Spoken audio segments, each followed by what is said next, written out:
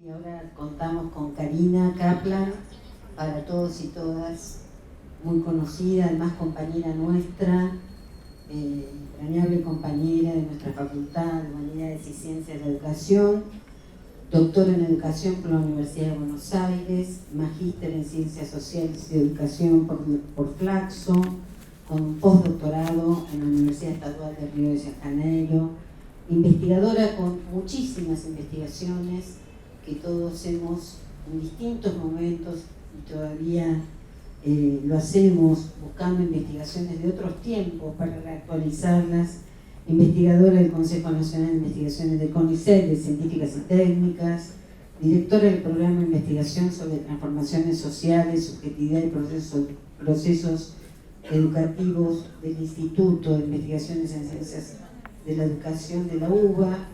Se desempeña como profesora titular ordinaria de la Cátedra de Sociología de la Educación de nuestra facultad.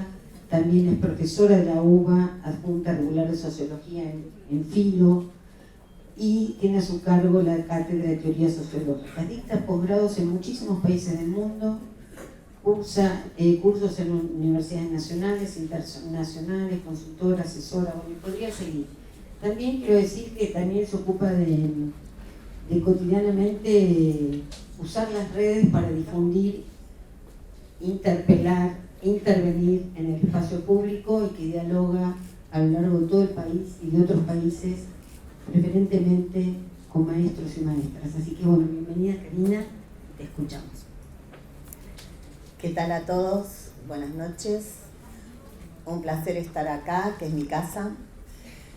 Gracias a Patricia y a Claudia por la iniciativa, a Martín, a Juan del Departamento de Ciencias de la Educación, y quiero decir que lo que voy a plantear es en el marco del proyecto de investigación que tiene sede en esta facultad. Aquí está presente Inés Gabay, es codirectora del proyecto Claudia Bracchi, y lo integra también Javier Peón. Entonces, si bien uno habla en nombre de un equipo con el que viene construyendo.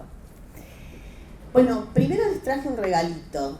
No se crean que es un gran regalo.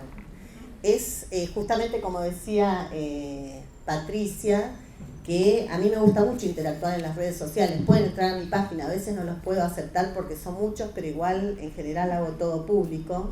Lo que no hago público, verán por qué. Y entonces les traje unos dibujos que hace mi sobrina, que se llama Maite Kaplan, que tiene ahora 14 años, pero que desde los 12 años estamos juntas emprendiendo una suerte de campaña en contra de la violencia en la escuela, que es la temática que nosotros hacemos, y a partir de trabajar sobre violencia en la escuela, apareció la dimensión emocional de la vida escolar. Nosotros no nos propusimos inicialmente trabajar sobre las emociones, pero cuando uno trabaja sobre la producción de la violencia, se da cuenta que hay una matriz emocional, afectiva, detrás de los testimonios de los estudiantes. Así que les traje de regalo algunos dibujos de Maite que acabo de presentar afuera. La primera pregunta es si se puede. ¿Qué se puede en la escuela? Esa es una pregunta que todos nos hacemos. Y entonces Maite me hizo el primer dibujo en donde se pone de la perspectiva de los estudiantes. Ella es una estudiante de secundaria y dice, me dicen burro porque no sé matemática. Miren la expresión. La siguiente. Me da vergüenza ir a la escuela con las zapatillas rotas. El sentimiento de vergüenza. La siguiente. En la escuela me burlan por llevar siempre las mismas zapatillas. El sentimiento de humillación. La siguiente. Me hacen sentir inferior. El sentimiento de inferioridad. La siguiente. Siento que no me valoran. El sentimiento de disvalor. La siguiente. Entonces, con Maite pensamos que hay que decirle a los chicos: no humilles a nadie por sus características, ni por su vestimenta, ni por su color de piel, ni por dónde vive, ni por cómo habla, ni por cómo se viste.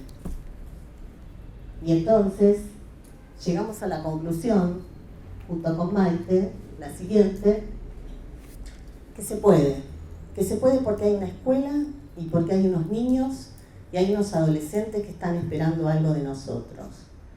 Y entonces, en ese sentido, decirles que creo que están en boga las emociones, primero porque hay una falacia, como bien describía Ana, de que hay que ser feliz a toda costa. Nosotros tenemos la mitad de los niños que son pobres y esos niños no llegan a comer ni siquiera una vez por día. Y entonces estamos hablando que queremos formar niños felices. Y eso claro que es una falacia y es una felicidad de mercado, es una felicidad ficticia. Sin embargo, yo creo que sí, la dimensión emocional es tan profunda y a la gente le llega porque el orden social es fundamentalmente de naturaleza afectiva. Entonces, desde esa premisa, a mí me parece que la escuela sí puede ayudar a curar las heridas socioemocionales de los niños y de los adolescentes. Y en esto me he ocupado en los últimos años, intentando entender cuáles son estas emociones y estos sentimientos. Pretendo comprender la trama emotiva que se teje y se entreteje en la vida escolar.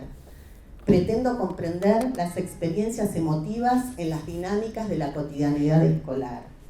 Porque todos sabemos que la escuela deja huellas, deja marcas positivas y deja marcas negativas. Y de allí su valor simbólico sobre la conformación de nuestra organización afectiva.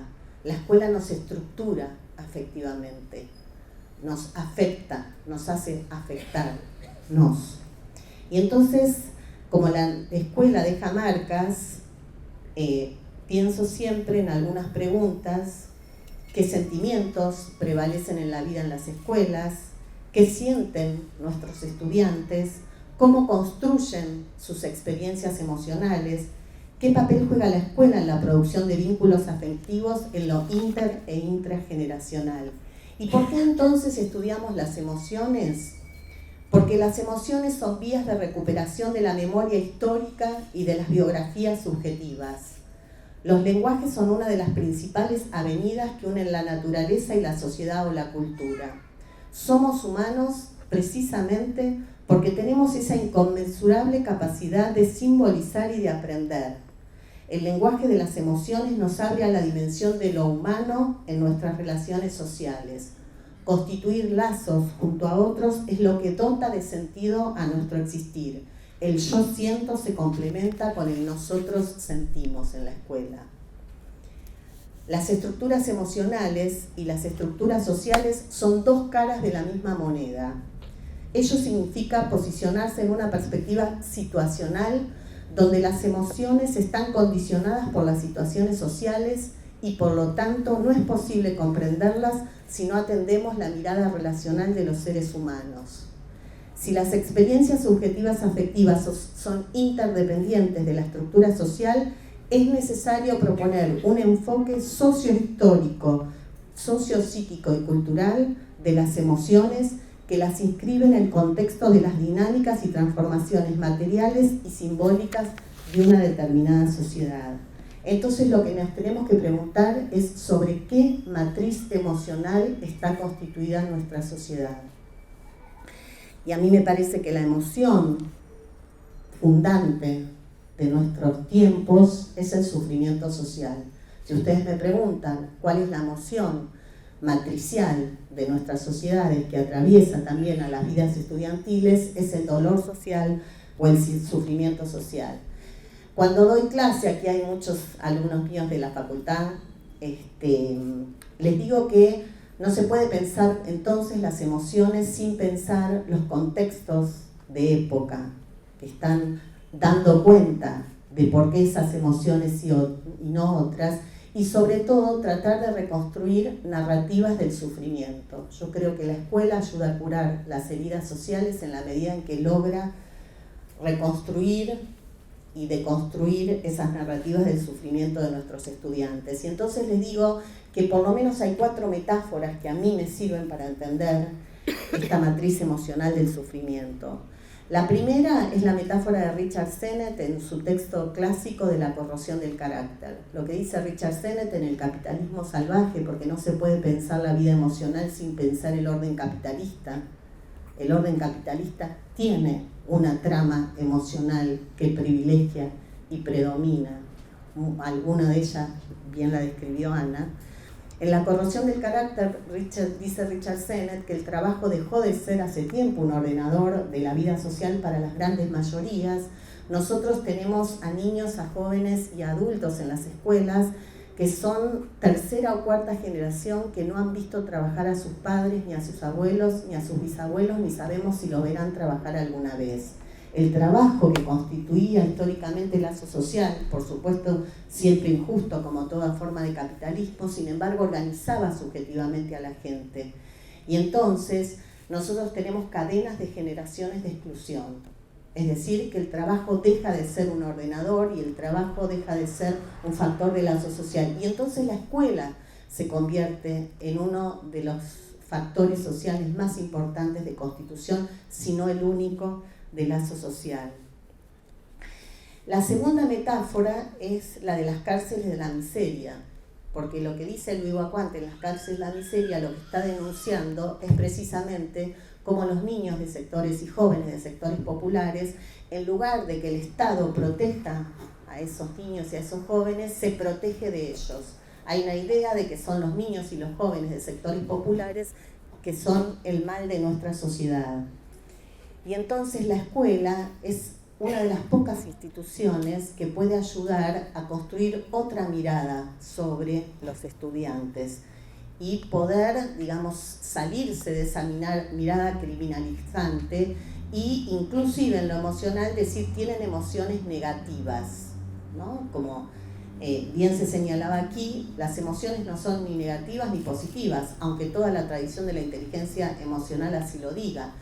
Las emociones son constitutivas del lazo humano y entonces nos atraviesan y es una red de relaciones y de emociones. No se puede hablar de emociones aisladas, no se puede ser feliz a toda costa, no se puede ser feliz en un contexto donde los niños están muriendo de hambre. Ninguno de nosotros podemos ser felices, porque ahí sí es la metáfora de Terborn, que tiene un libro que se llama Los campos de exterminio de la desigualdad. La desigualdad mata, la desigualdad es indigna y la desigualdad no compete solamente a los desiguales, a los pobres, sino que habla de nosotros cómo construimos nuestra sociedad. Entonces, la idea de sufrimiento social, que es otra de las metáforas de Pierre Bourdieu, es aquella que atraviesa gran parte de la construcción emocional o de la matriz emocional. ¿Por qué? Porque la escuela es una caja de resonancia de lo social. No se puede pensar la escuela si no es por fuera de lo social. La escuela es un microcosmos de lo social. Entonces, por eso nosotros aprendemos y aprehendemos a las violencias como dolor social y nos interesan las expresiones emocionales precisamente porque hablan de cómo construimos nuestra sociedad. Yo les traje algunos relatos porque, como les decía, entonces lo que hay que hacer o lo que hay que intentar hacer para sacarles a estos emocionales de mercado el territorio, tenemos que ganar territorio en la educación emocional. A mí no me molesta llamarla educación emocional, me molesta de qué vamos a discutir y qué contenido le vamos a poner en las escuelas. Por supuesto que después teóricamente se puede reconstruir. A mí me invitan a hablar de inteligencia emocional, yo les hablo de lo que quiero. Me invitan a foros de educación emocional, hay que ir a todos y ahí disputar sentido acerca del valor de la escuela. ¿Por qué? Porque en estas violencias como dolor social, estas experiencias emocionales, lo que les decía al principio, nosotros nos dimos cuenta que cuando los estudiantes hablan de sus violencias, no solo violencias hacia los otros, físicas o simbólicas, sino también violencias contra sí mismos. Cómo hay mucho del sufrimiento social que se está volviendo carne y cuerpo en los propios adolescentes. Cómo los pibes tienen conductas de autodestrucción. Entonces les traje algunos testimonios de nuestra investigación. Como dijo mi amiga, vos cuando te cortás sentís como otro dolor, no sentís el dolor de adentro, algo así, pero no te arregla los problemas. Una estudiante mujer de segundo año de secundaria. Otro estudiante varón, también de segundo, nos dice, ellas que se cortan sienten placer, es como si fuesen masoquistas, ellas se cortan y se sienten bien así. Por eso se cortan mucho, puede ser con hojas de afeitar, con lo que sea. entonces no le duele, no sienten dolor, sienten satisfacción, y enfatiza la palabra. Otra estudiante mujer de segundo año nos decía: te hace sentir la felicidad por un momento cortarte. Es como un porro, te agarra y depende qué tipo de droga sea, por un momento ves un elefante rosa volando, te hace alucinar. Pero esto no es que te hace alucinar, te hace sentir bien por un momento. El dolor físico calma más que el mental, porque en sí el dolor de la cabeza o lo que pensás es constante. Constantemente pensás, sos esto, sos lo otro. El dolor físico se va. Un estudiante varón, otro, de escuelas secundarias de acá de provincia de Buenos Aires, donde hacemos la investigación con mi equipo. Te lo digo por experiencia. Yo un día me corté, como idiota, y me corté, pero por impotencia, porque no sabía a qué pegarle ya, no sabía qué hacer. Discutí con mi papá, me cagó a palos mi papá, me sangró todo. Llego al baño de mi casa y quería hasta apuñalar a mi papá. Llegué a ese momento. Y mi papá me desafiaba, entré al baño, agarré un cuchillo serrucho, ¿viste eso con lo que cortás la milanesa? Y empecé a darme así, acá, señala el brazo, así cortándome con toda la bronca, me cortaba como una milanesa. Y después me arrepentí. Otro estudiante ahora de quinto año. ¿Por qué se cortan? Te deja salir el dolor. Es como me dijo mi primo una vez: si te duele algo, anda a correr, porque ahí después te va a doler todo y te vas a olvidar del primer dolor. Te la tenés que aguantar. Para ellos es cortarse las venas para expresar un dolor. Y por último, que yo creo que acá hay gran parte de la matriz de estas que permite interpretar esta vida emocional de nuestros estudiantes, es por soledad se cortan, por no sentir afecto, por sentirse como que nadie lo escucha. Es todo psicológico. Si vos te decís a vos misma que nadie te quiere y nadie te quiere. Tu cabeza se va a convencer de eso. Todo depende de vos. A mí me dijo una chica que como ya el dolor lo tiene por dentro, eso no lo dolía. Lo hacían sino más, sin un porqué. Fíjense qué dramático, ¿no? Porque uno piensa que el dolor físico, desde la perspectiva del adulto, es el peor dolor que uno puede tener. Es como el límite. Sin embargo, lo que están diciendo es el dolor por dentro, el dolor mental. A eso me refería con las narrativas de sufrimiento. Así que si el mercado quiere hablar de felicidad, nosotros vamos a decirles cuál es la perspectiva de estos pibes sobre el sufrimiento social en este contexto en el que vivimos. Y quería entonces terminar con un video. Estuve asesorando en el canal Encuentro en unos videos que se los recomiendo, que se llama Faces, como rostros, porque además es importante los rostros. Los chicos se cortan la cara porque el rostro es el locus de la identidad y también es el locus del sufrimiento. Faces, hay uno de los videos que hay una becaria de CONICET a quien dirijo de Salta, que se llama Eli Zulka, y que nos habla también de ese dolor, de ese sufrimiento que significa, en este caso, ser indígena, cuántas condiciones que tenemos para trabajar sobre las formas de humillación en la escuela. Mi nombre es Elisa, soy de la provincia de Salta, de un pueblo indígena que se denomina Tastil. Viví en ese lugar junto a mis 10 hermanos hasta los 15 años, cuando tuve que mudarme a la ciudad para continuar los estudios. El tránsito por la escuela secundaria ha sido muy diferente a la escuela primaria. El vínculo con los compañeros siempre traté de generarlo sin hablar de mi origen, o nunca asumía esa identidad. Justamente por el temor a la discriminación o a la burla. Entonces, en ese sentido, la diferencia se sentía y se notaba, ¿no? De decir, bueno, viene del interior, pobre. Me refiero a formas de vestir, a formas de hablar, a formas de participar.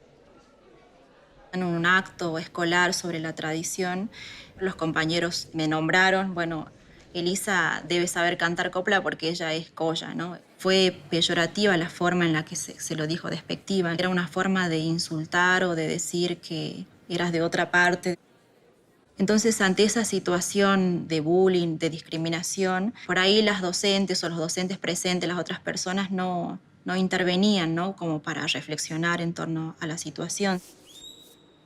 Recuerdo que casi al final de la carrera universitaria, mi reflexión crítica me permitió en principio asumirme como indígena. Fue una cuestión de reconstruir esa autoestima tal vez herida que venía teniendo y pensar y ver que ante todo tengo la condición humana, que tenga una cultura distinta, una forma de pensar y de actuar. No hacía que sea menos, ¿no?, que el resto, que sea inferior al resto. Entonces, reflexionar sobre esa condición me permitió valorar positivamente y decirle a quienes se vinculaban conmigo que sí, vengo de un pueblo que es indígena y que son mis prácticas y reafirmarlas en términos positivos. Gracias.